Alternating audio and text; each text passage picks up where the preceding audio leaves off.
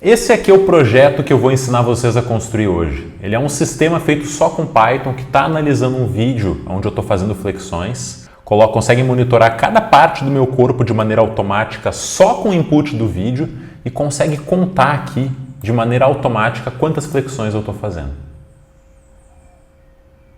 Para construir esse projeto aqui, eu vou utilizar a biblioteca OpenCV, que dentro do Python permite que a gente manipule imagens e vídeos. MediaPipe, que caso vocês não conheçam, é um pacote multiplataforma do Google com diversos modelos de machine learning pré-treinados e com soluções super interessantes quando a gente trabalha com imagens e vídeos. Dentro dessa biblioteca a gente consegue fazer automaticamente segmentação de objetos, detecção de imagens, segmentação em imagens, detectar a posição de uma mão e no nosso caso específico eu quero ensinar como implementar essa solução, que é o Pose Landmark Detection, que é responsável por aqui na minha webcam conseguir segmentar cada parte do meu corpo. E o Stringit, que é uma biblioteca para construção de dashboards com Python, que inclusive até deu treta no vídeo passado quando eu estava comparando Python com Power BI. A galera do Power BI fica puta comigo quando eu mostro isso aqui. Porque com o Stringit, por mais que ele seja feito para a gente construir dashboards, é perfeitamente viável a gente encaixar qualquer outro tipo de funcionalidade do Python e transformar de repente algo que poderia ser num dashboard como um aplicativo web como esse. Esse projeto aqui, eu já desenvolvi ele numa outra live aqui do canal, só que o ambiente de live ele acaba sendo um pouco travado. É um vídeo que no total leva 2 horas, eu tenho que interagir com as pessoas.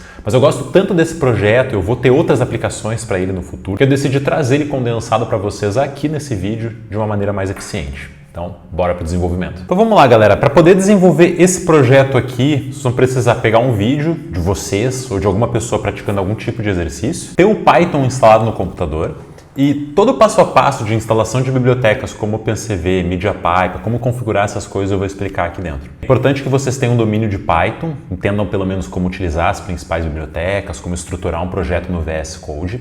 E a estratégia que eu vou utilizar para que a gente chegue nesse resultado aqui vai ser: primeiro, eu quero com que a gente consiga analisar um vídeo e colocar o modelo em cima do vídeo sem a casca do Stringit. Depois, a gente vai desenvolver uma classe que vai poder fazer esse processamento para a gente passar e deixar salvo internamente cada uma dessas localizações aqui das coordenadas dos meus membros. E terceiro, a gente vai utilizar o Stringit para poder comunicar com essa classe e puxar essas informações. Então vai ser uma progressão. Tá? Pode ser que não fique muito claro para vocês, mas à medida que a gente for desenvolvendo esse projeto, eu espero que as coisas fiquem mais simples. Então o que eu tenho aqui? Eu tenho 2 vídeos meus, os 2 vídeos eu gravei no mesmo dia, mas se vocês repararem, eles são em locais diferentes, a gente tem ângulos diferentes. Eu tenho esse vídeo aqui e eu também tenho esse outro vídeo aqui, que é o do projeto que a gente viu anteriormente. Estavam em locais diferentes, um estava mais de frente, outro estava um pouquinho mais inclinado. E isso vai permitir com que vocês entendam que a nossa lógica ela é adaptável para qualquer outro tipo de exercício. E esse tipo de técnica que vai poder de fato ser adaptado para, por exemplo, agachamento na academia, supino, outros exercícios com máquinas, bem como vai servir de base para que vocês possam utilizar isso para outros esportes, por exemplo. Um dos próximos projetos que eu quero desenvolver vai ser um analisador de vídeos de tênis. Eu quero pegar os meus movimentos de saque, comparar com jogadores profissionais e usar essa tecnologia aqui para poder me dar melhores insights sobre como está a minha técnica. Tá? Então beleza, coloquei tudo isso aqui numa pasta. Esse arquivo aqui eu vou explicar para vocês depois, então não se importem com ele agora. Vou carregar isso aqui no meu Visual Studio Code e é a partir daqui que eu vou começar a construir as coisas. O primeiro objetivo que a gente vai ter, como eu expliquei anteriormente, é ler esse vídeo aqui e conseguir colocar o modelo do MediaPipe aqui dentro. Então, para isso, eu vou chamar isso aqui de poseestimator.py. E eu preciso que vocês abram um terminal, pode ser aqui no VS Code ou pode ser no terminal normal do Windows ou do sistema operacional que vocês utilizarem.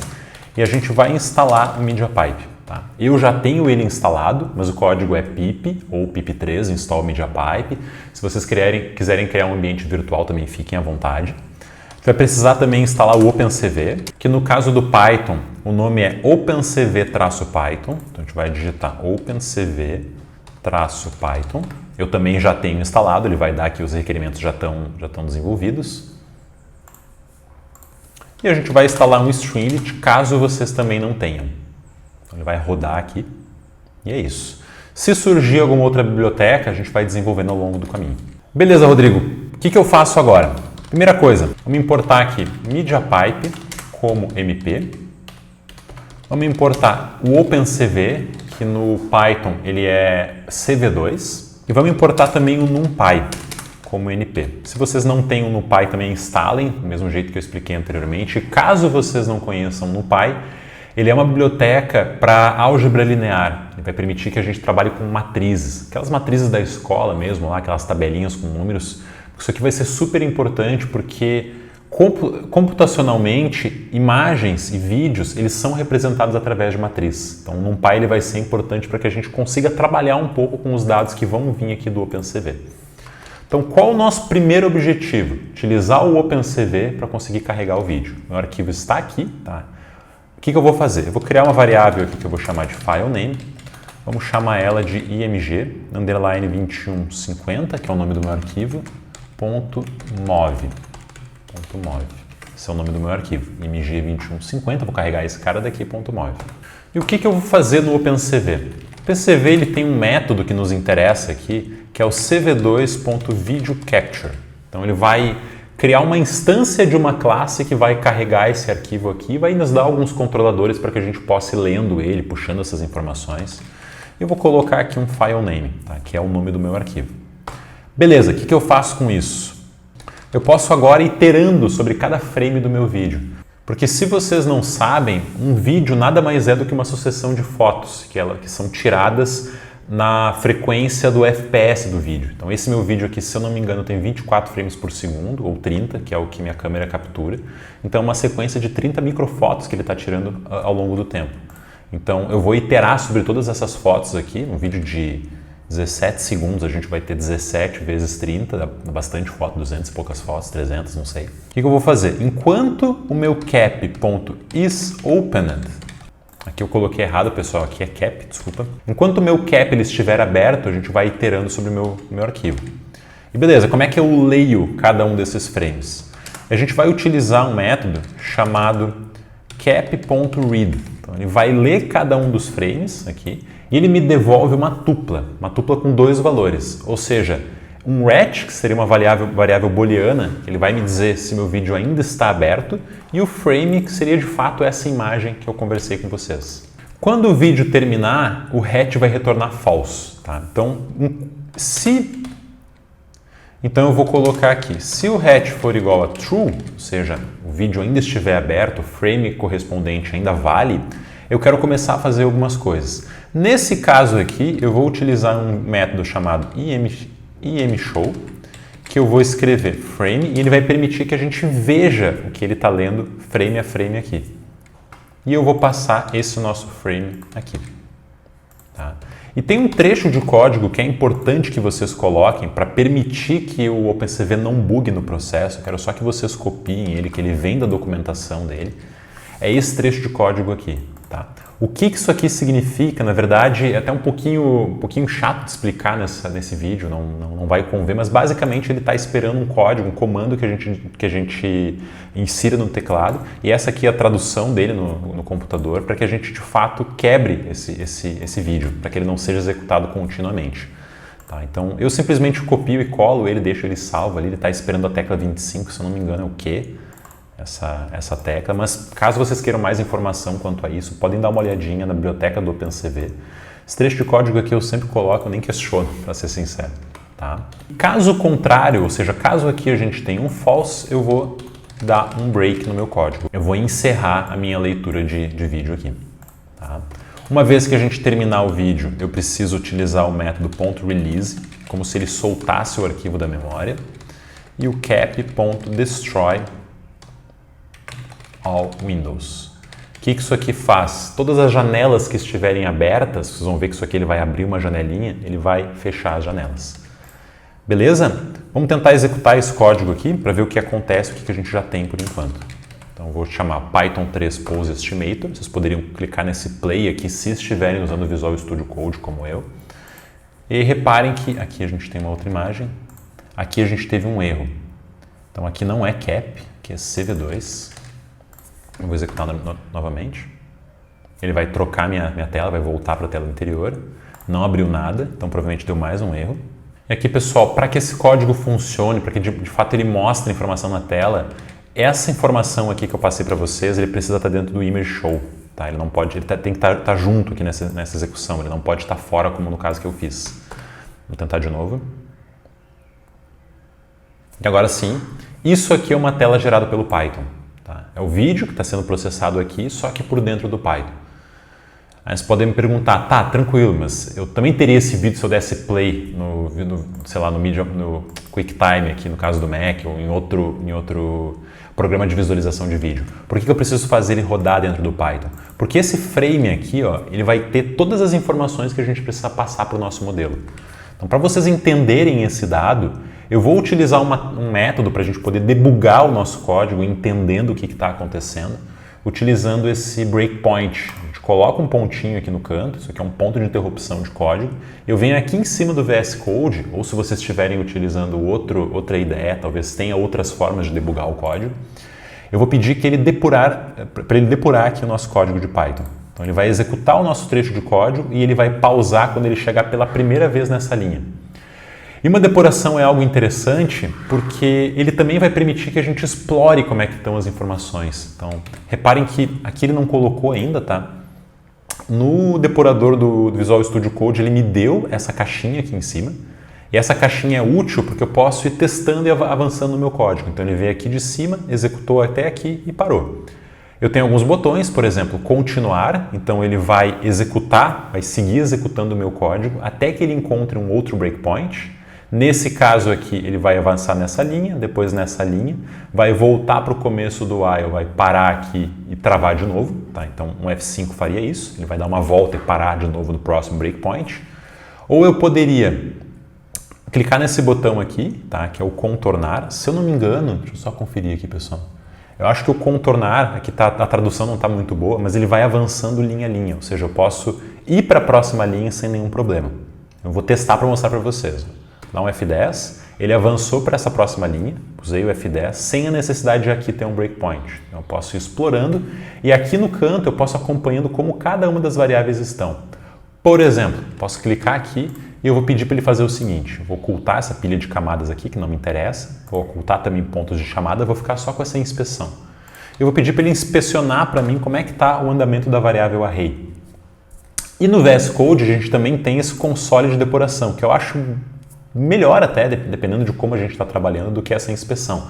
Tem vezes que a inspeção vai ser útil, tem vezes que esse console aqui do canto vai ser um pouco mais. Vamos colocar o console para a gente poder brincar um pouco com o dado. Olha o que a gente tem. Lembra que eu comentei que o NumPy é uma biblioteca para visualização e para a gente poder trabalhar com matrizes? Isso aqui é uma matriz. Tá?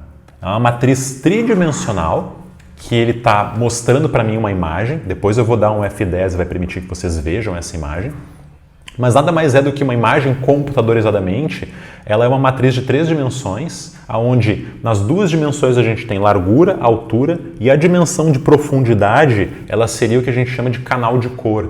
Então existe um termo, existe uma nomenclatura para cores que é o RGB, que todas as cores podem ser compostas através de uma mistura de red, green e blue. Tá? Então esse vídeo aqui ele veio com essas 3 composições. Como que está cada pixel da minha imagem, qual a cor de cada um dos pixels em todas essas posições. Nesse caso aqui eu acho que eu tenho um vídeo de 1080 por 1920, se eu não me engano. Então a gente já pode até perguntar qual que é o formato dessa matriz. Ele me disse, ó, 1280 por 720, ou seja, é um vídeo 720p, não é um vídeo Full HD. E tem essas 3 dimensões aqui que são R, Green e Blue. Tá? Então é isso. Essa matriz aqui, pô, parece super difícil da gente poder trabalhar com isso, né? O que eu vou fazer com esse cara? E aí que vem a parte interessante. Porque o MediaPipe, como eu expliquei anteriormente, que vai ser o cérebro por trás desse projeto, ele é uma biblioteca com uma série de modelos de machine learning pré-treinados e já otimizados que vão trabalhar especificamente nessas matrizes de array que a gente colocou aqui. Eu vou ser capaz de passar essa matriz para ele e ele automaticamente vai me devolver da forma como está especificado aqui. Deixa eu ver se ele está aqui no código.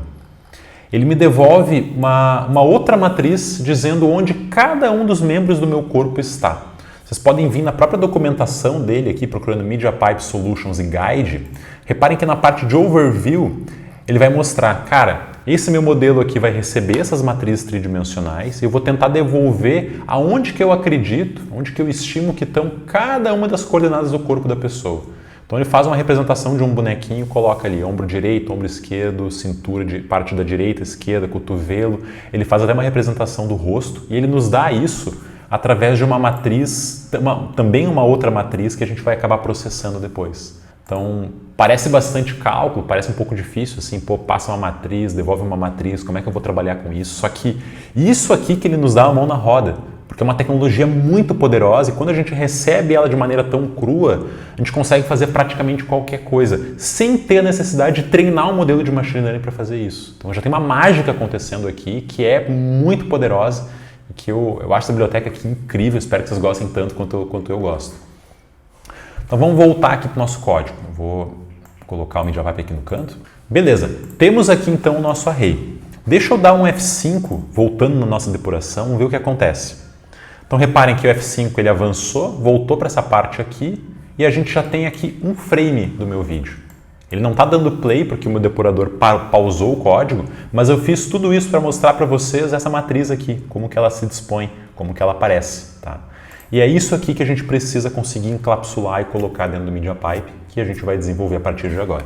Então a primeira parte, lembra que nosso projeto ia ter 3 partes. Conseguir colocar o vídeo e instalar, vamos dizer assim, o MediaPipe nesse nosso vídeo aqui. Depois a gente vai pegar isso aqui e colocar dentro de uma classe para ela servir como um encapsulamento desse nosso projeto, para daí sim a gente pegar o Streamlit e consumir essa classe e dispor a informação. Tá? Então a gente está desenvolvendo por enquanto o core dessa tecnologia e a primeira parte desta primeira parte, são 3 partes, a primeira parte foi feita, que é ver o vídeo. Vamos instalar agora o MediaPipe aqui dentro. Como é que a gente faz isso? Eu vou desligar aqui o nosso depurador. Eu já importei o MediaPipe, tá? Mas a gente vai precisar também importar outras coisas dele. Então eu vou importar from MediaPipe.tasks, eu vou importar o módulo Python. E eu também vou importar from MediaPipe, eu vou importar solutions. E também vou importar from MediaPipe.framework.formats, eu vou importar uma função que vai permitir que ele desenhe para mim no OpenCV de maneira mais simplificada, sem eu ter que estar pegando o resultado do que ele me deu e colocando na mão. Então, vocês podem simplesmente copiar esses códigos aqui. Esse código que eu desenvolvi aqui, ele está muito baseado na documentação, mais códigos que eu coloquei, mais uma interpretação que eu peguei da internet, mais um pouco da minha cabeça. Então, ele é uma mistura de coisas, mas se vocês lerem a documentação aqui, vocês conseguem se achar também tranquilamente. Então, tudo isso aqui vai ser relevante para que a gente consiga construir o nosso projeto. Então, eu vou importar aqui o Landmark PB2. Tá? Beleza. O MediaPipe, como eu comentei com vocês, ele é uma biblioteca multiplataforma, então roda no Python, assim como roda no JavaScript, tem uma série de outras aqui, Android, Web, a gente consegue rodar em vários lugares. E numa versão anterior, que eu peguei aqui é de abril de 2023, se não me engano, nesse modelo atual a gente precisa baixar os modelos, tá? Em versões anteriores, os modelos eles vinham incluso quando a gente importava lá o From MediaPipe. Então agora está um pouquinho mais complexo, só que em contrapartida também está um pouco mais poderoso. Tá? Então o que vocês precisam fazer? Vocês vêm aqui na parte de Model e a gente vai clicar em Model Section. Tá? O Model Section ele vai nos dar alguns modelos possíveis, tá? E eles são 3 modelos que eles balanceiam ali precisão com velocidade. Tá? Então o modelo Heavy ele é mais pesado, porém mais preciso. Se vocês quiserem uma tarefa, quiserem desempenhar alguma análise onde não podem errar, esse modelo aqui seria o ideal. Se vocês querem um modelo que precisa rodar em real time ou que mais importante a velocidade dele do que a precisão dele, peguem esse modelo aqui. Todos eles funcionam normal. Eu acho que eu baixei esse full, mas não faz diferença, tá, pessoal? Então esse meu modelo ele já está aqui, é o full, tá? E vocês vão criar uma variável com o nome dele aqui. Então no meu caso é a variável modelPath, ele é o poseLandMarkerFull.task. Baixem esse arquivo, coloquem no diretório que vocês vão utilizar, que ele vai ser importante para que a gente consiga desempenhar os próximos passos aqui dentro. Então a gente já importou tudo e já importou o modelo. O que a gente faz agora? Eu vou criar uma variável que eu vou chamar de options. Tá? E o options vai ter uma série de configurações que a gente vai fazer para poder iniciar o nosso modelo. Então isso aqui é tudo, eu diria, cópia da documentação do MediaPipe. Tá? Então vocês podem copiar lá ou podem copiar de mim. a gente vai colocar isso aqui, ó. Eu vou até copiar, galera, da documentação do MediaPipe. E eu também vou colocar nesse arquivo da onde que eu estou pegando isso. É dessa parte aqui do Python de vídeo, que o nosso projeto, deixa eu só clicar aqui na parte do Python, ele tem, galera, 3 formas diferentes da gente trabalhar. Posso fazer uma segmentação em imagem, e aí o MediaPipe nos instrui que a gente siga de um jeito. A gente pode fazer um trabalho em vídeo, então ele instrui que a gente faça de outro jeito. E um live stream, ou seja, em tempo real. Se eu quisesse, de repente, estar pegando os dados da câmera aqui ou da minha webcam aqui em tempo real, já detectando onde está o meu movimento de corpo. Cada um desses caras aqui tem regras diferentes que a gente tem que seguir. Eu, no meu caso aqui, vou focar em vídeo, que ele vai ter um balanço entre velocidade e precisão. O live stream, é claro, ele preferencia, ele dá pesos maiores para a velocidade, enquanto na imagem ele dá peso para a precisão. Tá? Vamos trabalhar com o modelo de vídeo e é esse trecho de código aqui do options que eu coloquei. O que ele está fazendo? Eu estou entrando no método python.vision, porque lembrem, o MediaPipe ele tem uma série de outras funcionalidades, ele tem uma série de outras capacidades. A gente está usando só uma aqui, que é o Pose Landmark Detection. Tá? Então, dentro da parte de visão, eu estou instanciando Pose Landmarker Options e ele pede alguns parâmetros. Primeiro, ele pede quais são os Base Options, quais são os teus parâmetros base. E aí, para isso, eu digito python.baseOptions e passo o nome do modelo que eu instanciei com vocês anteriormente. E aqui embaixo, a gente precisa colocar qual que é o modo de execução, Running Mode. Nesse caso aqui, ele é vídeo, então estou fazendo um processamento para vídeo. Beleza? Outra coisa, galera, tem um código que vocês podem ver aqui como referência que vai auxiliar vocês, que a própria galera do Google ele disponibilizou para a gente, para como fazer um landmark padrão. E tem uma função em específica que eu achei super útil copiar deles aqui para que a gente não tenha que colar na mão, tá? Que é essa função aqui, que eu vou simplesmente copiar também. Peço desculpa aí quem não gosta desse tipo de prática, mas ele facilita bastante porque não é a intenção do vídeo aqui eu desenvolver todas essas tecnologias, tá? Mas o que esse trecho de código aqui está fazendo, galera? Ele vai fazer um desenho para mim no vídeo, em cada momento aqui, ele vai desenhar, ele vai receber o que o modelo acha que é, uma matriz super confusa ali de posicionamentos, e o Google já deixou setado várias corzinhas. Cara, aqui quando o meu ponto estiver aqui, tu pinta de tal cor, o ombro direito tu pinta de tal cor, aqui tu faz tal coisa. Então ele vai receber uma imagem em RGB aqui, que seria um dos frames do meu vídeo, os resultados do modelo do MediaPipe e vai devolver para mim uma outra imagem que ele chama de imagem anotada, ou seja, a imagem com as colocações.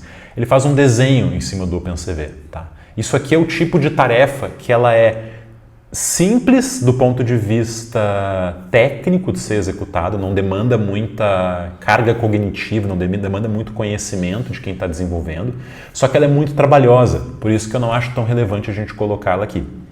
Então, eu simplesmente copiei, essa função vai ser útil depois quando a gente desenvolver. Tá? Então, eu já tenho uma função que faz o desenho para a gente e comecei a instanciar aqui o meu Pose Landmark Detection. O que a gente faz agora? Eu vou usar em uma instrução do Python chamado if, que o if ele cria uma instância, existem alguns elementos no Python que precisam ser iniciados e depois precisam ser encerrados. E o if permite que ele abra e quando o if acabar, automaticamente ele cuida de fechar essa instrução. Por exemplo, quando a gente lê arquivos no Python, é muito comum a gente fazer o if open file, e aí a gente trabalha em um arquivo, escreve naquele arquivo, depois a gente teria que dar um file.close. O if já fecha isso pra gente. Então eu vou encapsular, vamos dizer assim, uma instância desse meu Pose Landmark Detections no if. Como é que eu faço isso? Vou colocar aqui python.vision de novo. Pose Landmarker. Reparem que aqui a gente usou Pose Landmarker Options, aqui é só um Pose Landmarker, tá? E eu vou instanciar ele utilizando o método Create From Options. E quais são as opções? Essas que eu acabei de criar aqui. Esses são os meus options. E eu vou dizer que tudo isso aqui eu quero que ele ainda coloque numa variável chamada de Landmarker. E essa que a gente vai utilizar ao longo dessa instrução aqui embaixo. tá? Então ele criou, instanciou para mim um detector de posições, chamou esse cara de landmarker, instanciou ele com as opções que eu passei aqui em cima e tudo que a gente tiver aqui embaixo eu vou colocar dentro, vou dar um tab aqui para que fique explícito que tudo isso aqui está acontecendo à medida que esse nosso landmarker for executado.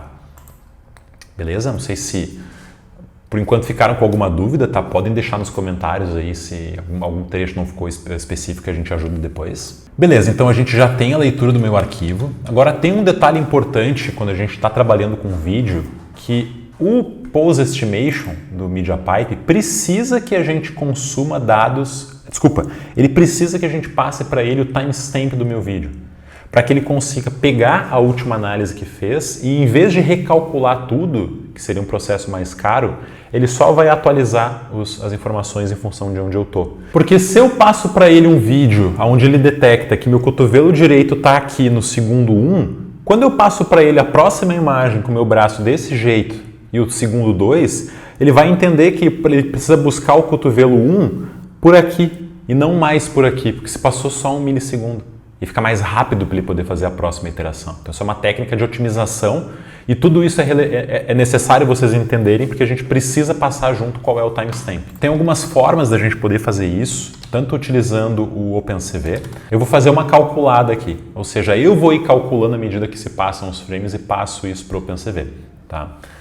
Como que a gente faz isso? Eu vou pegar aqui o cap.get e eu vou pedir para o OpenCV me dizer, cara, desse arquivo que tu leu, qual que é o cap prop FPS? Ou seja, quantos FPS tu está vendo nesse vídeo?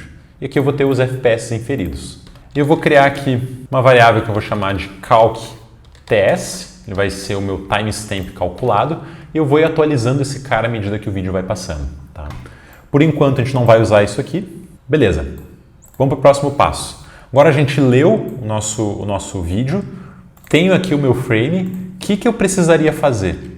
Eu precisaria pedir para o MediaPipe para analisar esse meu frame, interpretar onde ele acha que estão cada um dos meus membros, desenhar isso no vídeo e me devolver um vídeo novo. Tá? Então a gente já tem quase tudo pronto para que ele faça isso. Primeira coisa que a gente precisa fazer, isso aqui também é uma exigência do MediaPipe, eu preciso pegar esse meu frame e converter num objeto de imagem que o MediaPipe compreende, porque isso aqui é um array, um NumPy array que o OpenCV deu. Mas para o MediaPipe conversar, ele pede que seja num outro formatinho. Então vamos fazer essa conversão aqui, é bem fácil. Eu utilizo mp.image, que é um instancio, vamos dizer assim, uma classe image do método da classe também do MediaPipe, que foi importada anteriormente. E eu vou passar image format, que é um parâmetro que ele pede. E aqui eu vou passar mp image format.srgb. Tá? Isso aqui é a forma como ele vem do OpenCV que a gente vai transformar nesse mp image aqui. E onde que está a imagem? Qual que é o data, a informação da imagem? É o nosso frame. Então eu só especifico um formato aqui e quem que ele precisa converter. Esse mp.image agora a gente vai trabalhar utilizando esse nosso landmarker aqui em cima. Então, primeira coisa, eu vou pegar o meu calc_ts e eu vou atualizar em que timestamp eu estou, porque o vídeo começou. Então, se passou 1 dividido pelo FPS em segundos. Porque a gente sabe que existem x FPS, x frames, vamos dizer assim, a cada 1 segundo. Então, por exemplo, vamos supor que meu vídeo tenha 30 FPS, cada vez que eu passo, eu estou passando 1/30 de segundo e isso aqui precisa estar computado aqui dentro. Então, como que a gente faz isso? Eu vou vir aqui, vou converter isso aqui inteiro e esse timestamp aqui ele precisa estar em milissegundos. Tá? Então, eu vou pegar o meu timestamp antigo e eu vou somar 1 segundo, no caso seriam 1000 milissegundos, dividido pelo FPS. Ou seja, cada tique que passa, ele vai adicionar essa fração aqui em segundos. Tá? Então, no caso, se meu FPS for 30, seria 1000 por 30. Essa conta aqui daria 30 milissegundos, 30 e poucos milissegundos. E a gente vai adicionando e atualizando isso aqui no TS. Beleza, e agora eu vou pedir para ele me dar um detection result. Qual que é o resultado que tu detecta? Onde é que tu acha que estão os meus membros? E aí, de novo, eu vou colocar um método aqui e a gente vai usar o depurador para vocês entenderem a cara desse dado. Porque entender como isso aqui tá é importante na hora que a gente vai construir outros códigos. Aqui que vocês estão, simplesmente eu estou copiando um código que eu já fiz, estou explicando para vocês, as coisas ficam um pouco mais fáceis. Só que no dia a dia, quando vocês forem trabalhar para tentar montar essa estrutura, é importante que vocês consigam pausar o código e entender a cara que os dados vêm, para daí entender o que vocês precisam fazer para ir numa direção ou em outra, como processar esses dados. Então, como é que a gente faz agora para detectar? Eu vou usar o nossa variável aqui, landMarker, aqui em cima, e eu vou usar o método detect_for_video. Isso aqui vai ser MP_image, vou passar a minha imagem e vou passar o TS que foi calculado. Beleza? Agora, com essa detecção aqui, a gente vai ter um valor, alguma coisa, que a gente não sabe qual é o resultado desse detect for video. Tá? Eu vou só colocar um outro método aqui, uma outra linha de código, que é o annotated_image. Então, a imagem já anotada, como é que se diz? É um termo que a gente usa para explicar quando tem desenhos já. E eu vou usar o método que a gente criou lá em cima, que é o drawLandMarksOnImage. Aqui eu passo o meu frame, tá? Não preciso passar esse MP_image, isso aqui só é relevante para a gente poder fazer a detecção. E eu vou passar também o meu DetectionResults. Tá? Então esse método aqui eu peguei do MediaPipe, lembrem, ele pega direto o que vem do landMarker e aqui a gente pega uma imagem RGB e ele vai devolver para mim uma imagem já processada. E aqui no meu ImageShow, que está aqui, eu vou jogar ele para baixo, e ao invés de eu desenhar a imagem com o frame, eu vou desenhar a imagem com annotated_image. Tá? Vamos tentar executar agora esse trecho de código, vamos ver o que acontece. Então, executo do mesmo jeito, posso até dar um play aqui. Aliás, vamos dar um Python 3, eu gosto de rodar manualmente as coisas. Talvez dê algum erro, tá? Ó, no caso não deu. Ele já conseguiu fazer. E reparem essas corzinhas, essas linhas, tudo isso aqui é um método que o Google faz. Tá? Por debaixo dos panos, o que importa mesmo é o valor que está explícito aqui, esse detection results, que é ele que a gente vai conseguir de fato manipular, que a gente vai conseguir usar para poder detectar quantos apoios eu estou fazendo. Só que a gente já conseguiu instanciar e ter os valores aqui e tornar isso aqui visual para entender se o nosso resultado está certo e se a gente pode partir para o próximo passo, que é desenvolver a lógica de montar esse contador de apoios. Essa primeira parte do nosso projeto aqui agora está feita. Vamos só fazer um detalhe. Deixa eu dar um pause com vocês aqui, utilizando o depurador, para que vocês vejam a cara desse detection result. Isso aqui vai ser importante na hora de conseguir colocar numa classe. Então eu coloquei um breakpoint no detection results, rodei em modo de debug. Então ele parou aqui, tá? E eu vou avançar uma linha para garantir que essa linha já seja executada, que a gente tenha na mão o nosso detection result. Venho no console de depuração e eu vou pedir, cara, mostra a cara disso. E ele me dá aqui uma coisa, a princípio, um pouco complexa, landMarkerResult. Isso aqui é uma instância da classe posLandMarkerResult que vem do MediaPipe. Tá? Não se assustem, tá? Porque o que importa mesmo é que ele tem alguns atributos aqui dentro. Ele vai ter posLandMarks, posWordLandMarks, Segmentation Mask e Special Variables. A gente vai estar interessado especificamente nesse posLandMarks aqui. Então, vou dar um ponto, a gente pode acessar dessa forma, pegar um atributo da classe, posLandMarks. O que tu tem aí pra gente? Ele não tem nada, porque é o primeiro frame da imagem. Ele não detectou nada, ele não consegue saber onde está nada, voltou uma lista vazia. Eu poderia, inclusive, perguntar para ele, cara, qual que é o tipo disso aqui? Para tentar entender o que eu preciso trabalhar. Ele disse que é uma lista. Beleza.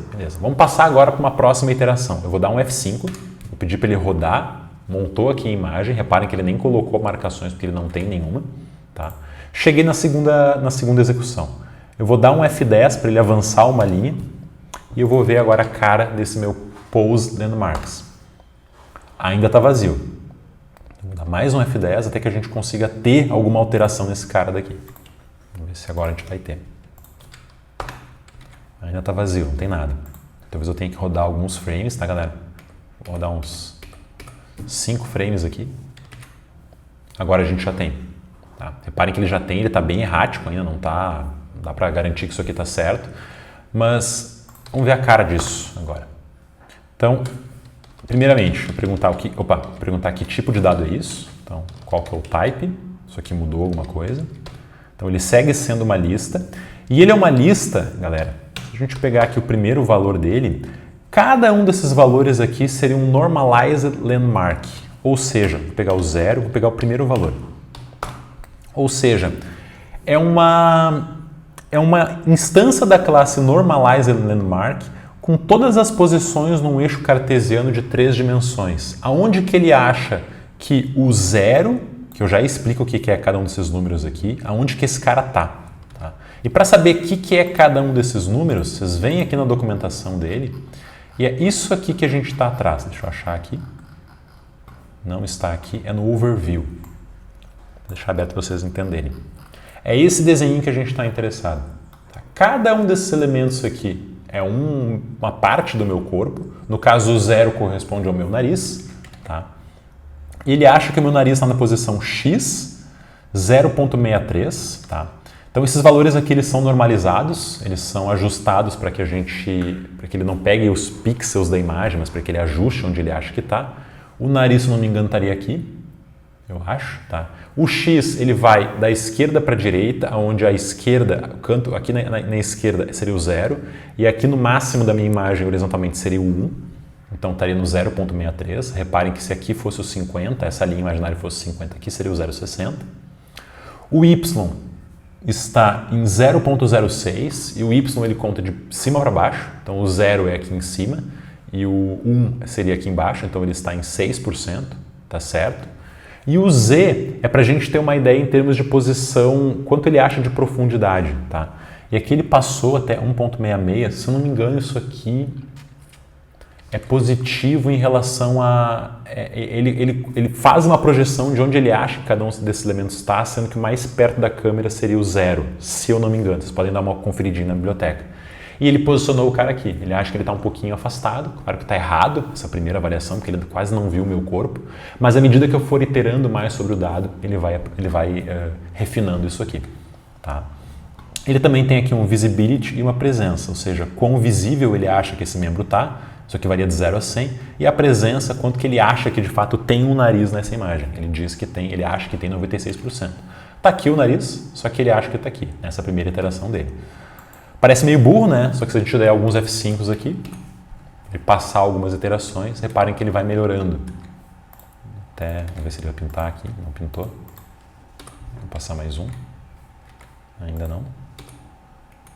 No comecinho, como o vídeo está ruim, ele não está preciso. Ó, tá ficando bom. Reparem que ele precisa de algumas iterações para ele ficando bom. Então ele já acertou aqui os meus ombros.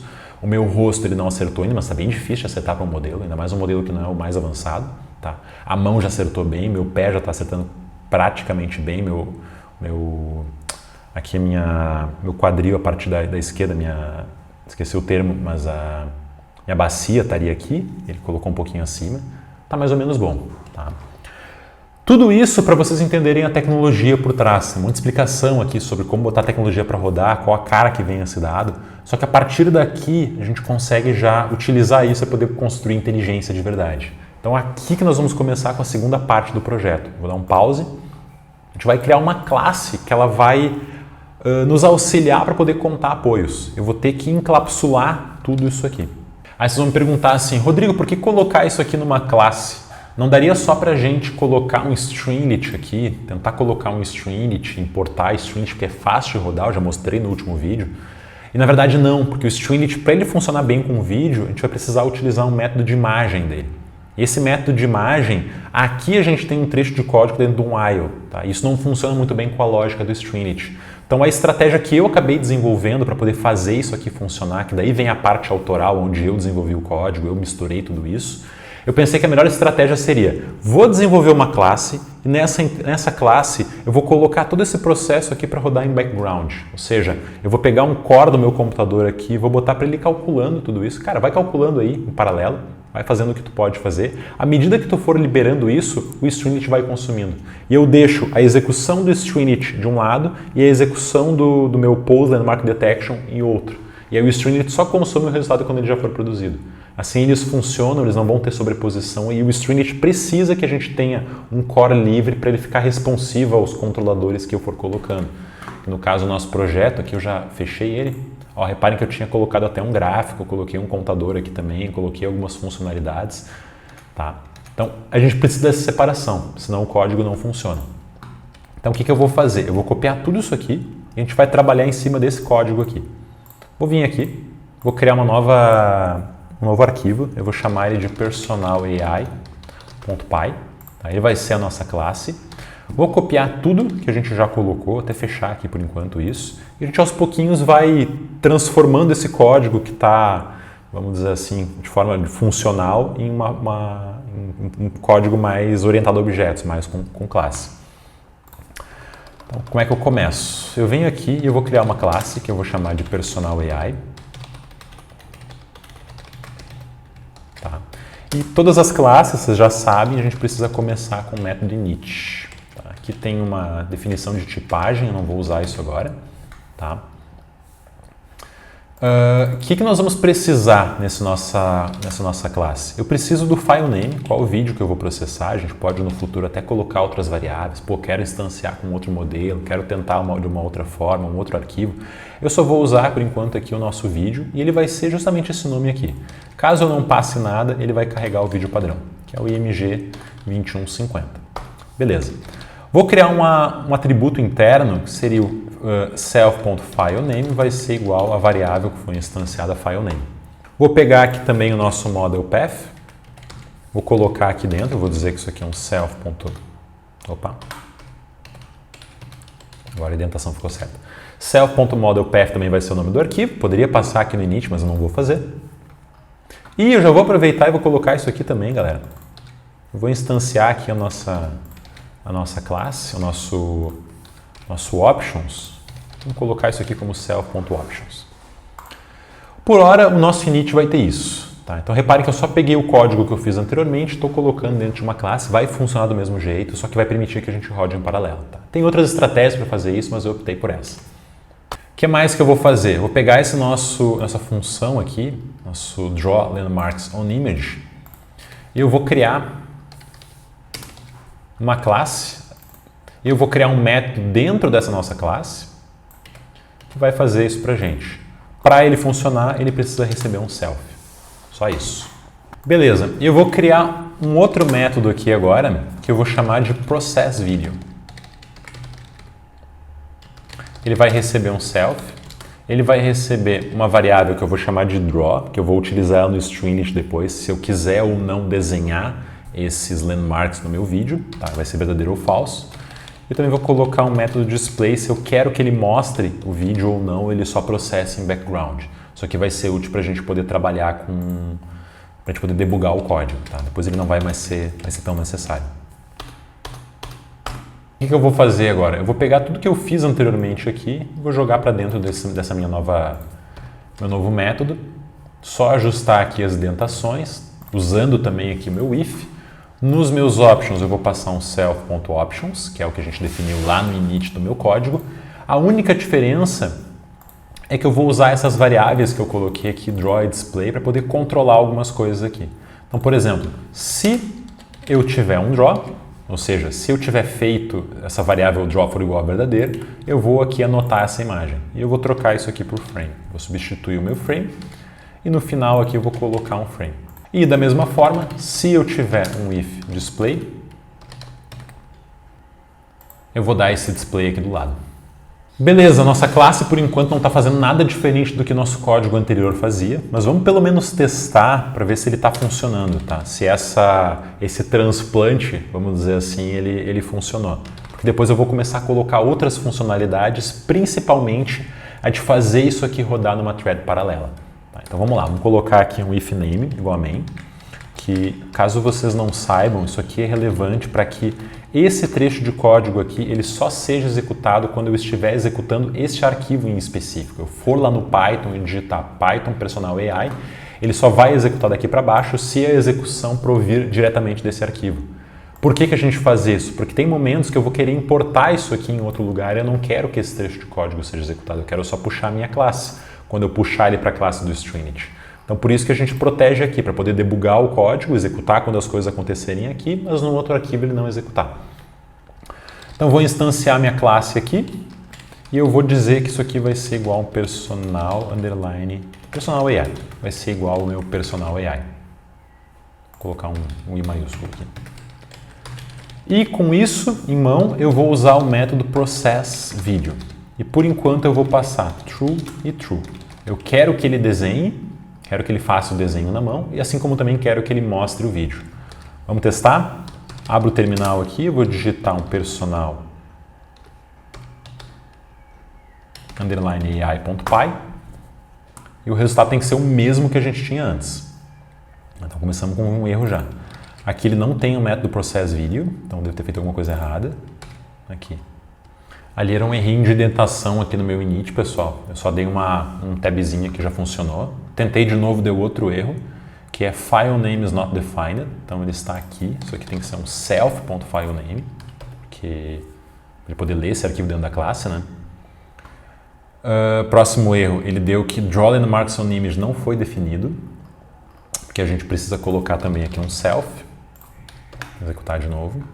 E que agora a gente tem o mesmo resultado. Vou dar um Q para ele sair, fechou igual. Agora, vamos poder brincar com essas variáveis aqui. Vamos supor que eu não queira que ele faça os desenhos na minha imagem, ele só mostre o meu vídeo. Ele processe, coloque as informações, mas ele não desenhe nada. Reparem que agora eu tenho um vídeo limpo, sem aqueles desenhinhos, porque eu passei o método draw igual false.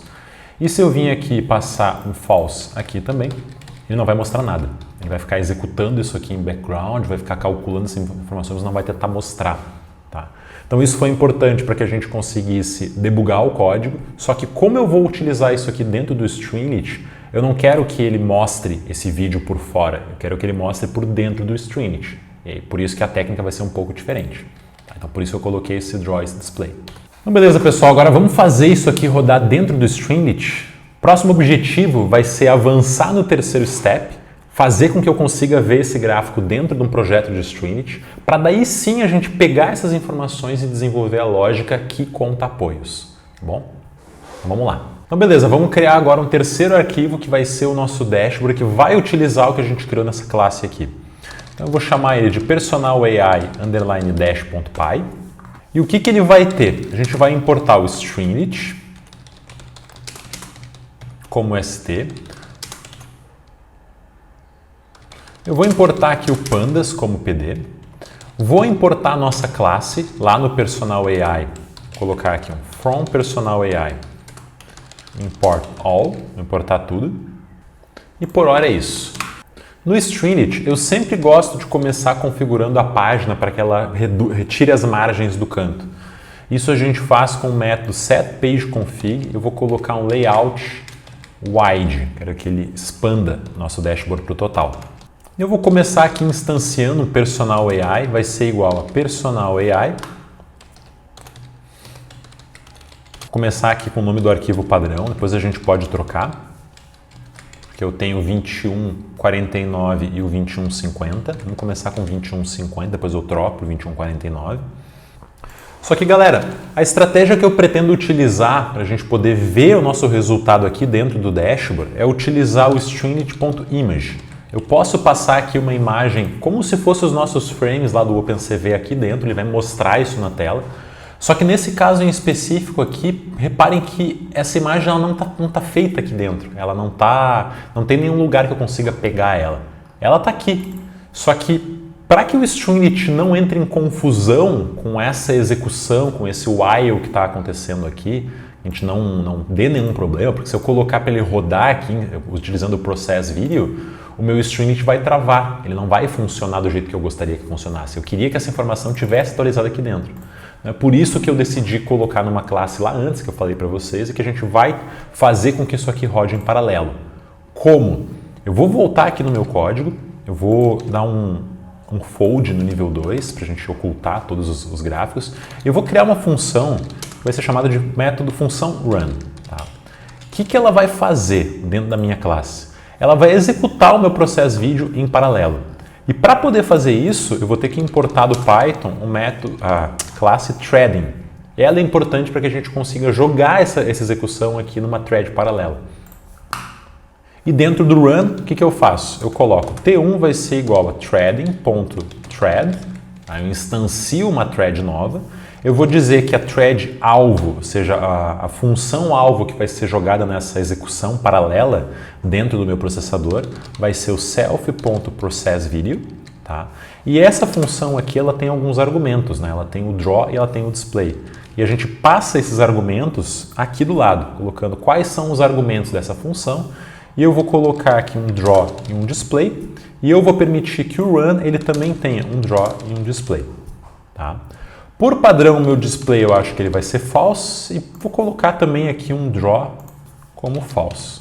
O draw a gente vai poder controlar, poder ligar e desligar lá para ver se as linhas do corpo estão certas, mas o display eu não quero que ele monte uma execução de um vídeo em paralelo, eu quero que isso aqui agora seja acessível dentro do Stringit. Então eu preciso que esse frame fique salvo numa variável da minha classe.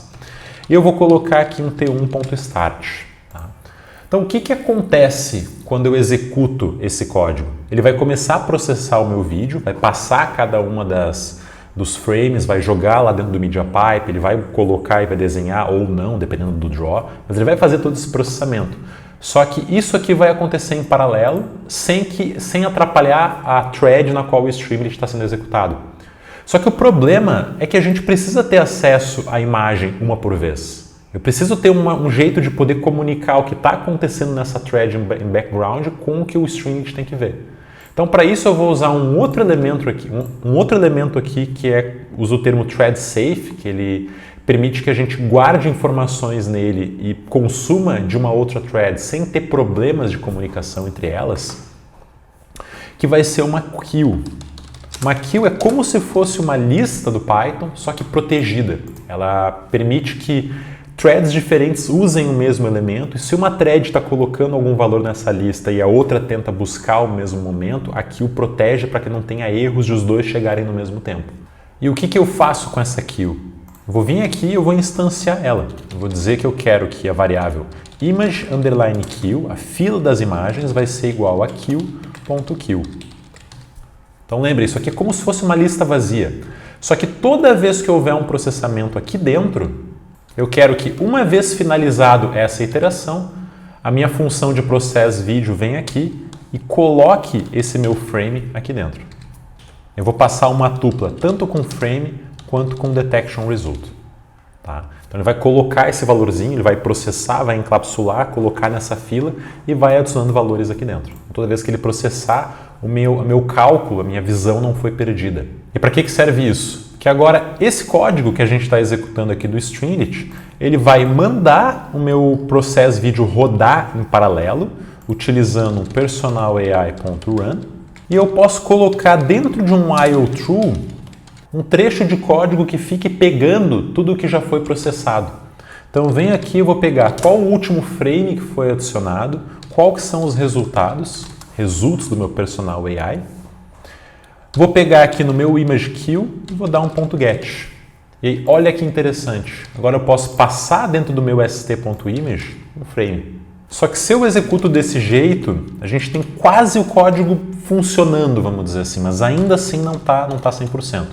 Vamos rodar esse cara daqui e vamos ver o que acontece. Vou executar. Ele abriu um código de Stringit agora, colocou para rodar em paralelo. Primeiro, a nossa imagem ela está com uma cor estranha, que não está com uma cor ideal, porque o Stringit precisa que essa tenha um tratamento de cor, ele entende, na verdade, BGR e o OpenCV, se eu não me engano, ele processa em RGB, então é só uma questão de inverter as ordens da matriz, só que não está atualizando, né, galera? Reparem que, na verdade, ele está adicionando todos os valores um embaixo do outro, e não é isso que a gente quer. Ele está colocando todos os valores ali, de fato, só que reparem, galera, que ele está colocando todas as imagens uma embaixo da outra, porque o Stringit funciona dessa forma. Toda vez que a gente executa algum trecho de código com stringit ponto alguma coisa, ele vai lá e insere embaixo, vai inserindo sempre embaixo. Então a gente teria um grande dashboard aqui com a informação colocada de um jeito que não seria útil para a gente. Então, para ele poder substituir a mesma imagem e gerar um vídeo, eu precisaria antes criar o que a gente chama de um placeholder. Isso é como se fosse uma caixa que está pronta. E essa caixa aqui, ao invés de plotar no próprio dashboard, eu vou plotar nesse meu placeholder. Só que minto, antes de usar o placeholder, a gente vai usar um if dele. Eu vou abrir ele, vou instanciar ele e vou escrever dentro dele. Porque a gente usa esse método .empty, que é como se ele criasse uma caixinha vazia para que a gente possa usar isso depois. Então venho aqui, o if placeholder, e vou criar um container dentro dele, ou seja, uma outra caixinha dentro desse espaço vazio. Agora sim eu posso vir aqui e dar um image frame. Então vamos executar isso de novo, vamos ver se funciona. Então beleza, conseguimos ter um vídeo aqui. As cores estão erradas, eu estou meio azul ainda. A gente precisaria trocar isso aqui dentro da execução, mas estamos meio caminho andado. Como é que a gente corrige esse azul da tela? Eu preciso vir aqui no Personal AI e antes de colocar o frame, eu preciso fazer uma correção de cor. Então, correções de cores no OpenCV são feitas utilizando o método CVT Color. Eu vou pegar o meu frame aqui e vou dizer cv2.cvtcolor, passo o meu frame e eu vou dizer cv2.color e eu quero fazer uma transferência de RGB para, ou seja, o to aqui, BGR, como que o string lê. Isso aqui foi só, tive que testar para ver qual que era o certo. Vamos ver se funciona o nosso código agora. Demora um pouquinho para ter o primeiro processamento. O vídeo está lá. Agora todas essas imagens estão sendo plotadas aqui e a sobreposição está certa. Se eu vir aqui colocar um argumento de draw igual a true, ele também já vai automaticamente colocar as marcas do processamento dentro da imagem. Ele ficou um pouco lento aqui, tá? Isso depende de cada computador. No meu caso, como eu tenho muita coisa rodando, estou com outro código de Stringit rodando em paralelo, estou gravando a tela do computador, ele fica um pouco travado. Aqui não trocou, porque eu preciso reinstanciar esse código, porque ele tem que carregar de novo esse Personal AI. Eu vou parar o meu código aqui, vou executar de novo, para ele poder recalcular essa classe aqui. E aí está feito. Agora ele está conseguindo mostrar não só o meu vídeo, como as marcações. Então beleza, todo esse trecho de código, toda essa explicação para a gente poder ter a casca para poder de fato fazer o computador de apoios. Então primeira coisa, o que eu vou fazer aqui? Antes de ir de fato para o computador de apoio, eu vou fazer só uma pequena troca no código, que junto aqui no meu Personal AI, eu também vou colocar na minha queue uma informação correspondente ao timestamp, tá? Que é o calc.ts aqui, ele vai colocar junto. Só que quando o meu vídeo terminar, eu vou colocar um númerozinho que vai indicar para ele que o vídeo terminou. E aí o Stringit vai poder, quando ler aquilo, entender. Fim do código, ele não vai ficar tentando ler uma kill para não travar o processo. E eu vou fazer isso aqui no final, colocando isso aqui, self.image. Vamos colocar um número qualquer aqui, 1, eu vou colocar uma variável aqui que eu vou chamar de dano. Então essa aqui, quando essa informação aqui for igual a dano, ele vai entender que o código acabou. E aí aqui na hora de ler, eu vou precisar abrir mais um valor e se ts for igual a done, eu vou dar um break nesse while, para que ele não fique rodando eternamente. Agora vamos rodar o nosso código e pensar um pouquinho. Parem o vídeo um pouquinho e pensem. Que lógica vocês utilizariam para poder contar apoios nesse vídeo? Tem muitas estratégias possíveis, tá? Tem uma que eu comecei a desenvolver, que eu acho que ia ficar um pouco mais complexa para poder explicar nesse vídeo, que envolveria uma análise senoidal de cada um dos movimentos do meu corpo, ou seja, quando a gente fizesse uma amplitude máxima, amplitude mínima de um seno, analisando de repente o meu cotovelo, eu poderia entender que existe uma execução ali, só que isso seria uma conta, tipo, matematicamente seria um pouquinho mais complexo explicar nesse vídeo. Eu optei por uma análise um pouco mais simples, que eu vou passar para vocês, que é analisando ângulos do meu corpo. Então, o que eu vou fazer? A minha estratégia vai ser basicamente o seguinte: eu preciso ser capaz de calcular ângulos entre alguns membros do corpo e entender quando ele começou, quando no caso eu fiquei pronto para poder fazer apoio, eu vou chamar isso de posição ready, estou pronto, a partir de agora eu vou começar a monitorar os ângulos e eu vou olhar os ângulos do meu cotovelo e os ângulos do meu quadril aqui. Quando os ângulos do meu cotovelo, cheguei na posição de pronto, e ele ficou abaixo de, sei lá, 30 graus aqui, vamos tentar uns 30 graus, eu considero que eu fiz meio apoio. Uma vez que eu cheguei lá embaixo e ele viu, cara, tu foi até a parte de baixo, somou meio apoio, e ele começar a contar e meu ângulo aqui ficar maior do que 150, por exemplo, ele vai somar mais meio apoio. E essa vai ser a lógica que eu vou utilizar para ir contando apoios. Eu primeiro preciso chegar na posição ready, depois eu preciso chegar até a posição meio, depois eu preciso chegar até a posição 1. Ele vai iterando sobre isso e vendo, cara, estou descendo, se estou descendo e tem um ângulo menor de 30 graus, passou por 1. Se eu estou subindo, passei por um ângulo maior do que 150, 2. E isso divide por 2 vai contar como um apoio. Essa é a minha lógica, vocês podem ter pensado em outra aí, tem 1000 outras formas de poder fazer isso, só que isso vai envolver que a gente consiga calcular ângulos nessa posição. Então aqui vai entrar um novo método que vai ter que ser desenvolvido dentro desse código, que é o de fato calcular ângulos, que eu vou chamar aqui de Find Angle. Eu, para ser sincero, tive um pouquinho de dificuldade para encontrar uma implementação boa aqui no Python, que fosse didática, e no fim eu acho que não vai ter como, e também não vou entrar em muitos detalhes sobre ela, porque eu, de fato, eu só peguei isso aqui pronto de um artigo que eu encontrei, que eu até vou deixar para vocês aqui o link na descrição. É esse artigo aqui ensinando qual que é a técnica que ele vai utilizar no Python para poder calcular ângulos entre 3 pontos, que é o que a gente quer fazer aqui. Eu quero conseguir, por exemplo, para calcular o ângulo do meu cotovelo, nesse caso aqui o cotovelo direito do bonequinho, a gente precisaria pegar o ponto 12, 14 e 16 e aplicar esse cálculo aqui, seria o arco cosseno do produto entre x e y dividido pelo módulo produto x e y, tá? Então tem esse artigo que ele explica aqui a teoria por trás disso, como que ele chega nessa conta. É uma continha meio chata, mas a implementação dela eu vou deixá-la pronta para vocês aqui dentro. E se vocês quiserem entrar mais a fundo, entender, criticar ou montar outra de vocês, fiquem à vontade. Eu acho que foge do escopo do vídeo e seguindo aqui uma implementação simples, eu acho que até o ChatGPT pode auxiliar vocês quanto a isso. Funciona legal. Então o que o Find Angle precisa? Ele vai precisar das minhas landmarks, ou seja, ele precisa da posição que cada um dos meus membros aqui está, e ele também precisa saber quais são os pontos na qual eu quero mensurar. Então seria P1, P2 e P3. O que seria P1, P2 e P3? Seriam cada um desses pontinhos aqui. Então se eu quero calcular o cotovelo direito, eu vou passar 12, 14 e 16, cotovelo esquerdo 11, 13 e 15 e assim por diante. Isso seria um P1, P2 e P3. O que a gente faz com isso? Eu vou pegar aqui e criar uma variável chamada land, que ele vai ser igual ao landmarks.poseLandmarks. Lembre que no começo do vídeo a gente fez essa decomposição e a gente sempre pegava o índice 0 aqui para poder pegar onde é que estão de fato as posições. E no segundo índice, ou seja, P1, P2, P3, ele vai pegar cada um daqueles pontos. Então lembrem, se eu passar aqui P1 como sendo 0 é nariz, no caso a gente quer pegar cotovelo direito, ombro direito, cotovelo direito e começo aqui da mão seria o 16. Tá? Então esse pontinho que a gente coloca aqui. Tá? Nesse caso, eu vou pegar todos os valores. Tá? Eu não vou especificar nenhum, porque eu vou deixar para especificar isso depois. E aqui, galera, eu vou pedir uma licença poética para vocês. Eu vou só copiar um trecho de código que tem já essa implementação. Ela é chatinha de fazer, tá? Eu acho que ela não auxilia tanto na didática, porque é só uma cópia que eu também fiz desse artigo aqui. Vocês poderiam copiar isso do ChatGPT tranquilamente. Tá? E isso aqui é importante que a gente importe o math. E aí, feito isso, eu posso dar um retorno direto no meu ângulo.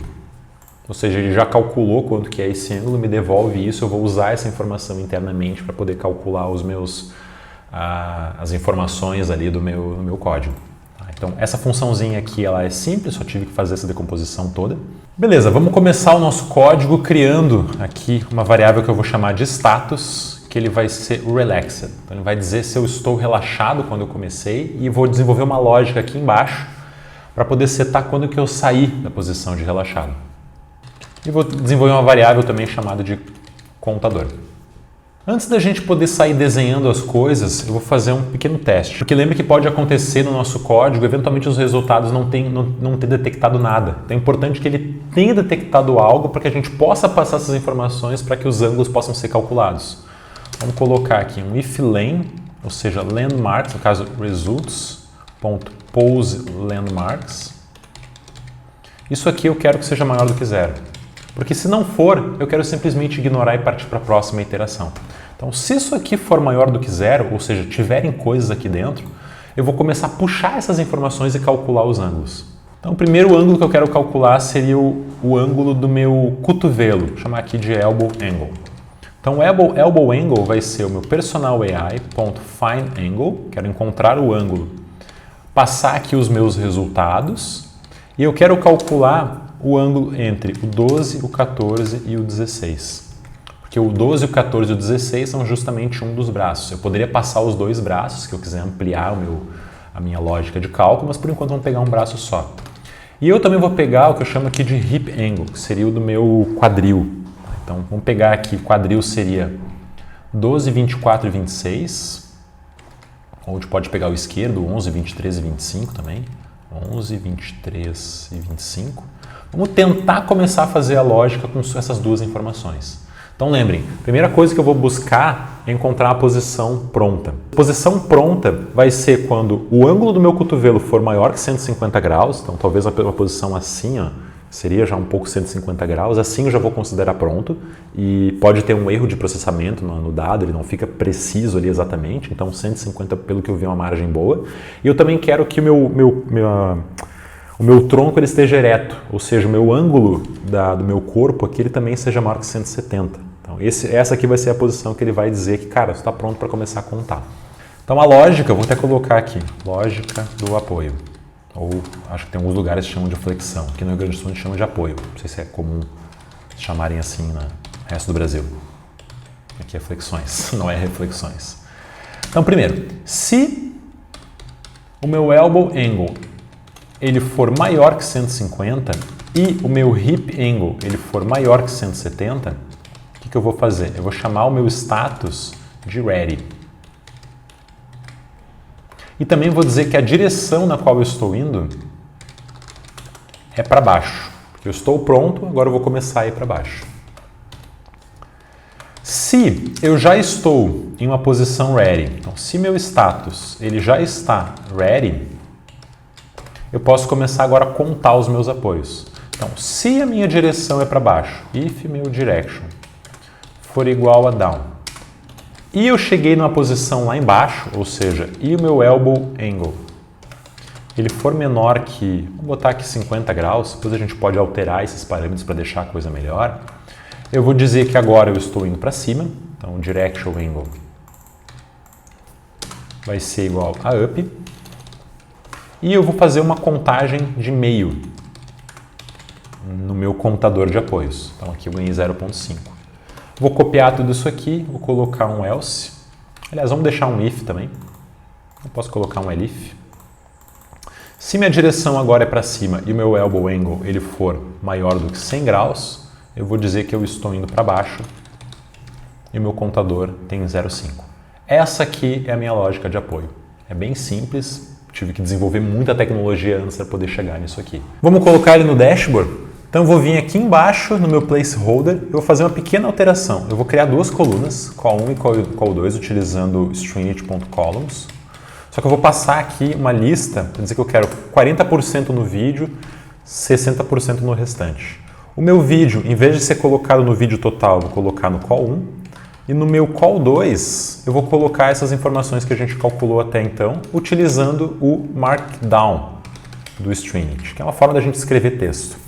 Vou fazer o seguinte, vou colocar aqui um Markdown simples com dois títulos, chamar de status, então vou colocar um negrito também. E eu vou injetar uma variável aqui, vou colocar um mais status. E eu vou fazer a mesma coisa para a contagem que eu tenho. Então, vamos colocar um F para poder colocar um inteiro dentro da string, fazer uma formatação de inteiro dentro de string. Vamos chamar isso aqui de count. E o count ele vai ser o meu int de count. Então eu vou tirar a parte decimal e eu só vou permitir que a contagem feche quando os números passarem de 1, 2, 3 dos inteiros. Vamos ver o que acontece no nosso código? Então volto aqui, vou executar. E aqui a gente já tem a lógica status relaxed. Agora ele colocou como ready. E olha o contador ali, 0. Aqui a gente teve algum problema, contou 2. Tem alguns errinhos aí, galera, vamos ter que dar uma depurada. Já temos algo, tá? Tá bem errado, na verdade, tem bastante erro no código, mas já temos algo. Então vamos voltar para cá. Aqui tem um erro, pessoal, que isso aqui tem que ser maior do que 100, tem que passar de 100. Vamos ver se era esse o erro, e aqui o status ficou com um bugzinho também. Vamos colocar 2 pontos, vamos tentar de novo. Acho que ele não atualizou. Então o status está ready, count 0, 1. 2, 3 e assim por diante. Então o código final desse projeto, coloquei uma série de outras coisas, coloquei alguns gráficos que a gente poder monitorar também onde é que estão essas informações, onde é que estão cada um dos nossos membros no tempo, mas eu acho que essa aqui é a essência, é o espírito que eu queria passar para vocês. Como utilizar toda essa tecnologia, esse mar de tecnologias que o Python nos dá, para já começar a desenvolver soluções para o mundo real. No caso, eu fiz aqui para um contador de academia, só que essa estrutura toda aqui pode ser adaptada e a partir daqui a gente levar para esportes, para análise de dados de exercícios físicos, só que abre um mar de portas gigantesco.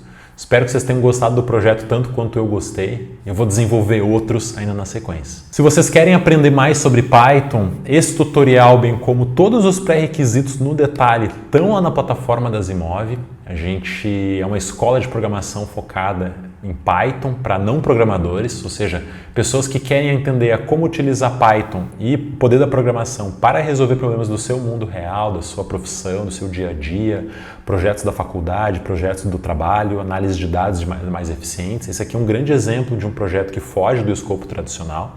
Então fica o convite para conhecer a escola se não pegar algum dos detalhes aqui. Eu sei que é um projeto avançado, teve bastante detalhes, mas tentei colocar o máximo do que eu tinha em relação a isso. Espero que tenham gostado e até o próximo vídeo.